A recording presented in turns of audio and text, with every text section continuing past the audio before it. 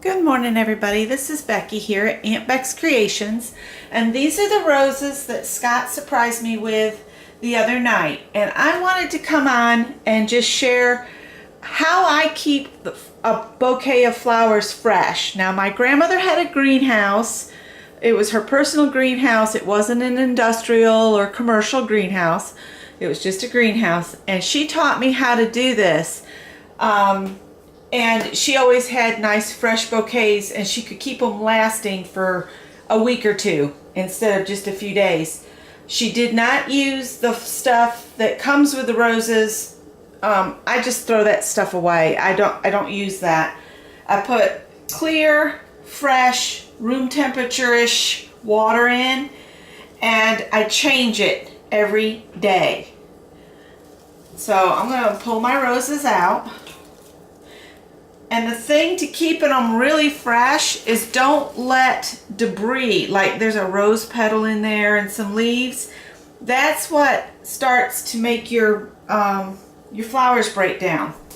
So I'm going to pour this old water off, and it looks clean, but it's got those leaves and petals in it, so you want to get rid of those. Now I'm going to rinse the vase. Swish some water around and rinse it out a couple times, because you want to have fresh water in there. And I don't use any, I don't want it real cold. You want it so it's not real cold. So get it just a little tepid, not real hot at all, and not real cold. About the temperature of your body would be good. And because I switch this out every day, I only put enough water in that'll reach the stems, okay? Now, before you start putting them back in, examine each one. And when you look at it, you can see the petals are still doing fine on this one. This lower leaf is looking a little wilted, so I'll remove a leaf.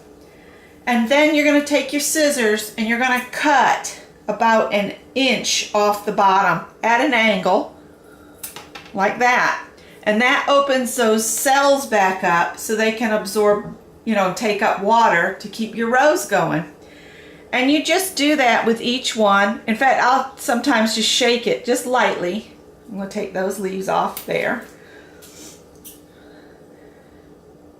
If you shake it just gently, the loose petals will fall off, and you can save those loose petals for, crafting. And see, that one's starting to look a little loose, but when I shake it, nothing happens.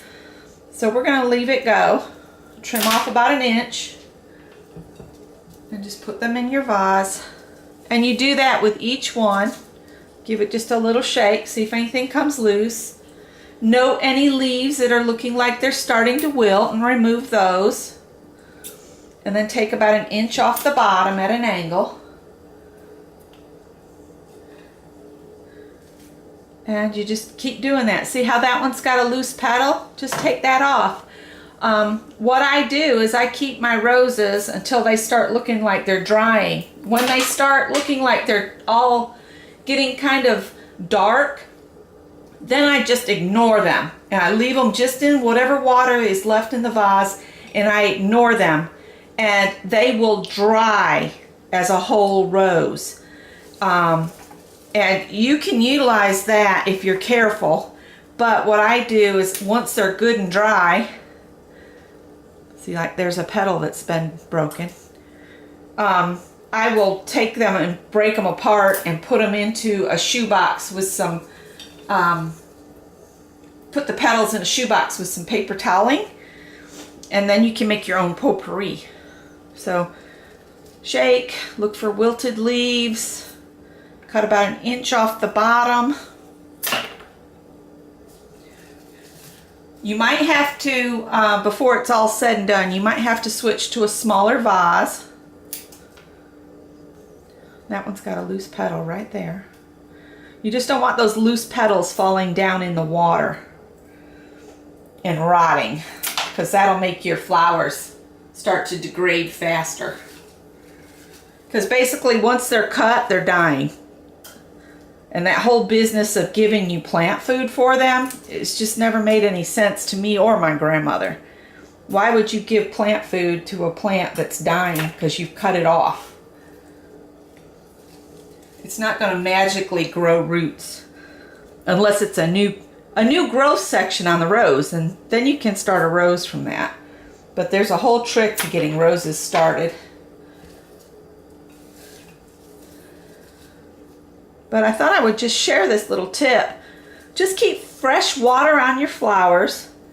Trim a little bit off the end of each flower, and it'll give it an opportunity to pull some more water up into its stem. Keep them fresher and hydrated.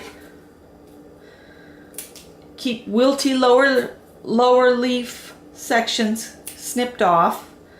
It'll get to where I've removed all of the leaves. The leaves do nothing for you.